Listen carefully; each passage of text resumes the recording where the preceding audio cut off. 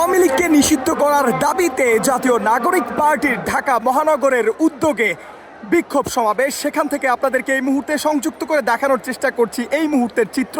সঙ্গে রয়েছে খন্দকার আসিফুজ্জামান।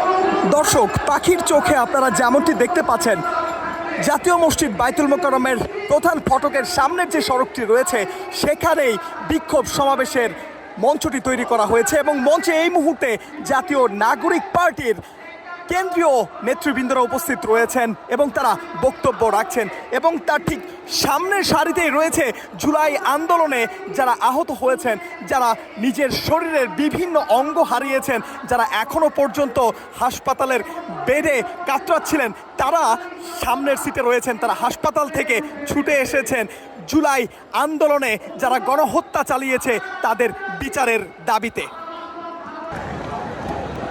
দুপুর 3টা থেকে শুরু হওয়া বিক্ষোভ সমাবেশের যতই সময় বাড়ছে ততই জনসাধারণের উপস্থিতি বেড়ে চলছে। রাজধানীর বিভিন্ন এলাকা থেকে জাতীয় নাগরিক পার্টির নেতৃবৃন্দরা ছোট ছোট খণ্ড খণ্ড মিছিল নিয়ে উপস্থিত হচ্ছেন সমাবেশ স্থলে। তারই অংশ হিসেবে এই মুহূর্তে আপনাদেরকে যদি একটুখানি দেখানোর চেষ্টা করি, রাজধানীর 0 পয়েন্ট এলাকায় আপনারা দেখবেন সেখানে অসংখ্য মানুষ দাঁড়িয়েছে। তারা ছোট ছোট মিছিলগুলো নিয়ে একে একে যোগ দিচ্ছেন বিক্ষোভ সমাবেশ স্থলে। দুপুর গড়িয়ে বিকেল হতে চলেছে, যতই সময় যাচ্ছে মানুষের উপস্থিতি বাড়ছে।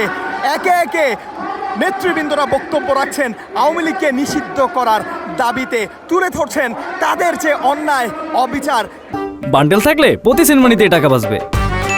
বিকাশ সেনমানি বান্ডেল কিনে জিতুন প্রতি লেনদেনে। যেগুলো তারা করেছেন জুলাই গণ অভ্যুত্থানে। এবং কিছুক্ষণ পর পর আমরা দেখতে পাচ্ছি এখান থেকে জুলাই আন্দোলনের সেই স্লোগানগুলোকে আবারও পুনরাবৃত্তি করা হচ্ছে।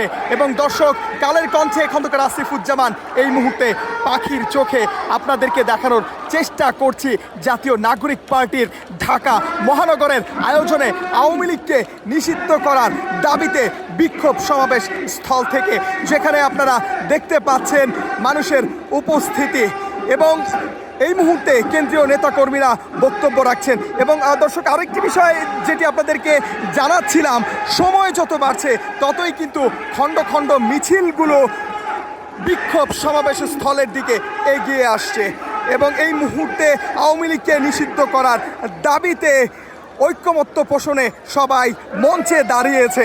এবং আমরা মঞ্চের ঠিক সম্মুখভাগে আমরা দেখতে পাচ্ছি জাতীয় নাগরিক পার্টির আহ্বায়ক নাহিদ ইসলাম এবং তার বাম পাশে রয়েছে হাসনাত আবদুল্লাহ এবং তার বাম পাশে রয়েছে, ডান পাশে রয়েছে মুখ্য সমন্বয়ক নাসির উদ্দিন পাটোয়ারি।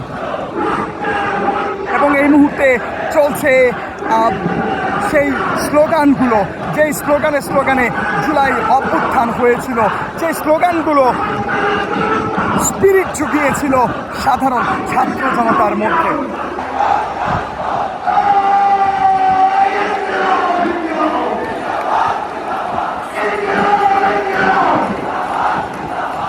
এবং দর্শক, আপনারা যেমনটি শুনতে পাচ্ছেন, বিভিন্ন স্লোগানের মাধ্যমে জাতীয় নাগরিক পার্টির সকল নেতৃবৃন্দ মঞ্চে দাঁড়িয়েছিলেন এবং স্লোগানে পুরো যে সমাবেশ স্থল সেটি কিন্তু আবারও সেই জুলাই গণ অভ্যুত্থানের মতো উত্তপ্ত হয়ে উঠেছিল।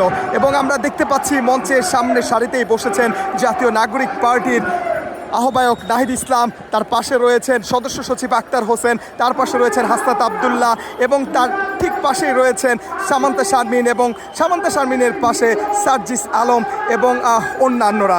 এবং দর্শক, কিছুক্ষণ পরপরই জুলাই গণ অভ্যুত্থানের সেই স্লোগানগুলো এখানে বাজছে এবং সাধারণ মানুষের কণ্ঠস্বরে সেই স্লোগানগুলো ভেসে উঠছে। দর্শক, এই ছিল জাতীয় নাগরিক পার্টির আওয়ামী লীগকে নিষিদ্ধ করার দাবিতে বিক্ষোভ সমাবেশের সর্বশেষ পরিস্থিতি। আবারও আপনাদেরকে সমাবেশ স্থল থেকে সর্বশেষ তথ্য তুলে ধরব। সবার আগে সর্বশেষ সংবাদ পেতে কালের কণ্ঠের সাথে থাকার আহ্বান জানিয়ে এই মুহূর্তে বিদায় নিচ্ছি।